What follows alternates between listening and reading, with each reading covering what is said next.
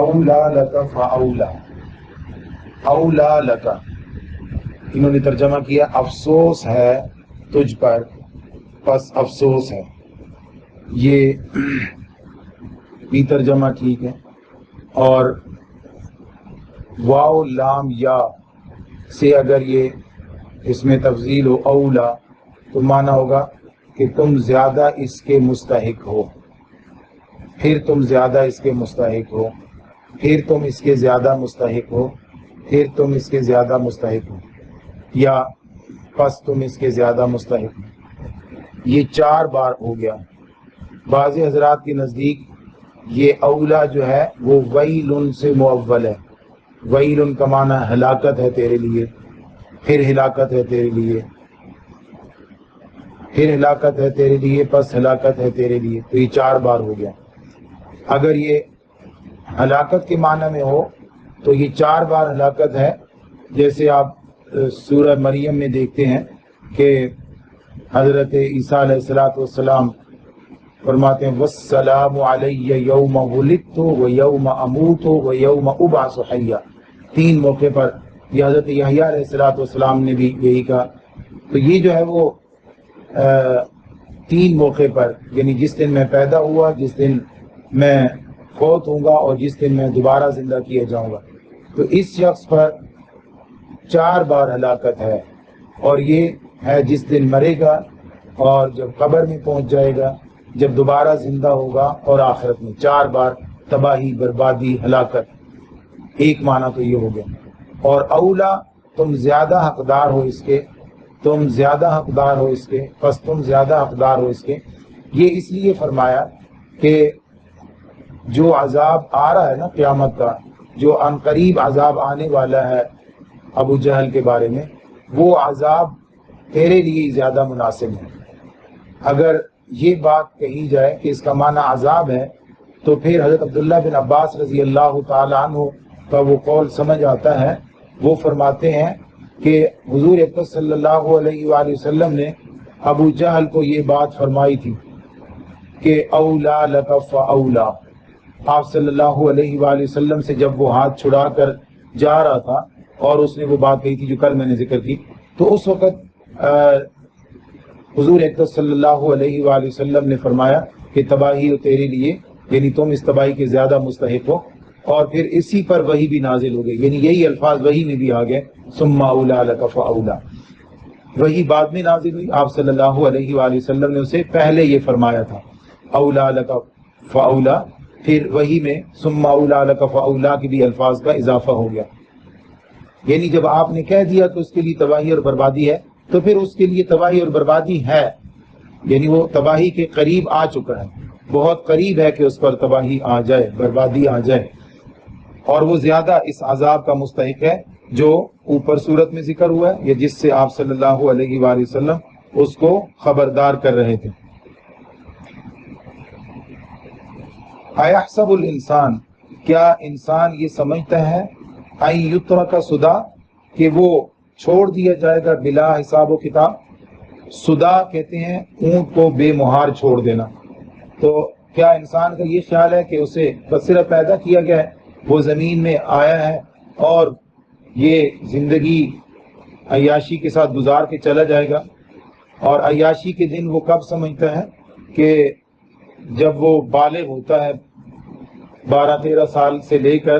اپنے بڑھاپے تک وہ انجوائے کرے، مزے کرے، عیاشی کرے، اور پھر چلا جائے۔ اللہ رب العزت فرماتے ہیں کہ یہ انسان یہ سمجھتا ہے، اور دنیا میں رہنے والے لوگوں کا میں سے اکثر کا خیال یہی ہے کہ وہ زمین پر صرف آئے ہیں عیاشی کرنے کے لیے، صرف انجوائے کرنے کے لیے آئے ہیں۔ عیسائی مذہب میں جو ابھی کتاب کے کچھ حصے باقی ہیں، اس میں پھر بھی ہے کہ انسان زمین کی دیکھ بھال کرنے آیا، انسان زمین کی دیکھ بھال کرنے آیا، یا انسان جو ہے وہ زمین کو ترقی دینے کے لیے آیا۔ باقی مذاہب میں یہ نہیں ہے،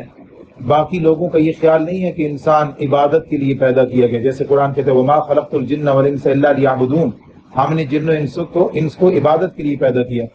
باقی لوگوں کا خیال ہے جیسے پروٹیکشن ہوتی ہے، ایک چیز کو دوسری چیز سے حفاظت ہوتی ہے، تو چمپینزی سے انسان بنا ہے اپنے آپ کو زیادہ محفوظ بنانے کے لیے، وہ ہتھیاروں کے ذریعے سے اپنے دشمن کا مقابلہ کرنے کے لیے یا اپنے آپ کو محفوظ بنانے کے لیے ایولیوشن ہوا اس میں۔ ایسے ہی خیالات لوگ یہ سمجھتے ہیں کہ بس زمانے کے تغیر اور تبدل سے، زمانے کے بدلنے سے انسان وجود میں آ گیا۔ جو یہ لوگ سمجھتے ہیں وہ سمجھیں الم یکن نطفۃ من منی یمنا، کیا وہ نہیں تھے ایک قطرہ پانی کا جو ٹپکایا گیا؟ اپنی اس حالت کو سمجھیں، اس حالت میں ان کے سامنے کون سا انجوائمنٹ تھی؟ ثم کان علقۃ، پھر اس قطرے سے ایک علقہ بنا۔ علقہ کسی چیز کے ساتھ لٹک جانا، چپک جانا، جو اس قطرے کا مادر رحم کے ساتھ چپک کر اور اس سے اپنی خوراک لینے کا جو منظر ہوتا ہے کہ وہ وہاں چپک جاتا ہے اور پھر اپنی خوراک لینا شروع کر دیتا ہے، وہ علقہ ہو گیا۔ فخلق فسوى، پھر اس نے اس کو پیدا کیا، اب اس سے وہ خوراک لے رہا ہے اور وہاں سے وہ اللہ رب العزت نے اس کو درست کر دیا، اب وہ انسان بننے لگا ہے۔ فجعل منه الزوجين الذكر والانثى، تو ان پچھلی آیات میں اللہ رب العزت فرما رہے ہیں کہ جس حالت سے گزر کر آئے ہو، اگلی سورت کی پہلی آیت میں بھی اسی کا ذکر ہے، جس حالت سے گزر کر آئے ہو اس حالت سے آپ کو گزارا ہے اللہ رب العزت نے اس لیے کہ تم ادھر آ کے انجوائے کرو جی، یا اللہ رب العزت نے انسان کو، یعنی وہاں ابو جہل ہی کو اپنی تخلیق کے مراحل سے آگاہ کیا کہ تم تخلیق کے جن مراحل سے گزر کر آئے ہو ان مراحل کو اگر سوچو تو اکڑنا اور تکبر کرنا بنتا نہیں ہے۔ الم یکن نطفۃ من منی یمنا ثم کان علقۃ فخلق فسوى، اگر تم ان مراحل کو سوچو، یہ حیا کی بات ہے، شرم و حیا کی بات ہے، میں ان ساری باتوں کو، ان مراحل کو ذکر نہیں کرتا، ابو جہل کو یاد کروایا جا رہا ہے کہ اپنے اس مرحلے کو سوچو جس مرحلے سے گزر کر آئے ہو، کہاں سے گزر کر آئے ہو، اور آج نبی کے سامنے اکڑ کر، اللہ کے سامنے اکڑ کر کہتے ہو کہ تم اور تمہارا خدا میرا کچھ نہیں بگاڑ سکتے، میں اس وادی میں سب سے زیادہ معزز انسان ہوں۔ اگر ابو جہل کو مخاطب کیا جا رہا ہے تو پھر اس طرح اس کا معنی ہوگا فجعل منه الزوجين الذكر والانثى، پھر بنایا اس سے زوجین، ایک مرد اور ایک عورت، ایک نر اور ایک مادہ، اللہ رب العزت نے اس میں سے جوڑا بنا دیا۔ اب یہ آیت تین طریقے سے ہم سمجھ آ سکتی ہے۔ ایک یہ کہ اللہ رب العزت نے جس مرحلے سے گزارا اس مرحلے، وہ مرحلہ سب کے لیے ایک ہی جیسا ہے، لیکن کسی کو اللہ نے مرد بنا دیا، کسی کو عورت بنا دیا، جس سے پتہ چلتا ہے کہ آپ بے اختیار ہو، آپ اپنے اختیار سے مرد نہیں بنے اور کوئی اپنے اختیار سے عورت نہیں بنی۔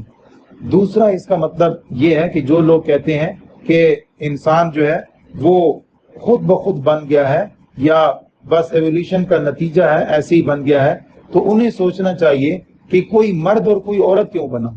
اگر خود ہی بن گیا ہے یا اتفاق ہے محض، تو یہ اتفاق کیسا اتفاق ہے کہ ہمیشہ ان کا ریشو ایک جیسا رہتا ہے، زمین پر مرد اور عورت کا جو ریشو ہے، تناسب ہے، وہ ایک جیسا رہتا ہے۔ یہ عجیب اتفاق ہے کہ کبھی ایسا کیوں نہیں ہوتا کہ ساری زمین پر مرد ہی مرد ہو جائیں، ایسا اتفاق کیوں نہیں ہوتا کہ ساری زمین پر عورتیں ہی عورتیں ہو جائیں؟ یہ محض اتفاق نہیں ہے، یہ پیچھے ایک خالق ہے جس کا منصوبہ ہے اور وہ اپنی منصوبہ بندی کے تحت اس کو چلا رہا ہے۔ اور تیسرا اس کا مطلب جو لکھا ہے وہ یہ کہ اگر خطاب ابو جہل کو ہو تو ابو جہل کے آگے دو اولادیں ہیں، ایک جو ہے حضرت اکرمہ رضی اللہ تعالیٰ عنہ جو بعد میں مسلمان ہوئے اور یہ مرد ہیں، اور ایک ابو جہل کی بیٹی تھی جن کا نام جو ہے وہ جویریہ بھی لکھا ہے یا عذرا لکھا ہے یا جمیلہ لکھا ہے،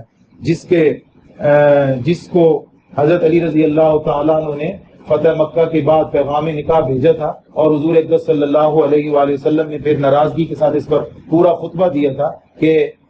نبی کی بیٹی اور نبی کے دشمن کی بیٹی ایک جگہ جمع نہیں ہو سکتی، اگر کسی نے فاطمہ کو تکلیف پہنچائی تو اس نے مجھے تکلیف پہنچائی۔ حضور اقدس صلی اللہ علیہ وسلم نے اس پر پورا خطبہ دیا تھا۔ وہی جویریہ جو جس کے لیے حضرت علی رضی اللہ تعالیٰ عنہ نے پیغام نکاح بھیجا تھا اور حضور نے محسوس کیا تھا، وہ ابو جہل کی بیٹی، تو دو ہو گئے نا، ایک ذکر اور ایک مؤنث، تو اللہ تعالیٰ نے اس سے پھر ایک مذکر اور ایک مؤنث بنا دیا، یہ بھی معنی کچھ علماء نے لکھا۔ اور فرمایا الیس ذلک بقادر علی ان یحیی الموتى، کیا ایسی شان والا اللہ اس بات پر قادر نہیں ہے کہ وہ مردوں کو دوبارہ زندہ کر دے؟ بلا هو قادر. اللہ رب ہمیں اس کا یقین نصیب فرمائے اور اللہ رب زندگی میں ہمیں نیک اعمال کرتے رہنے کی توفیق عطا فرمائے.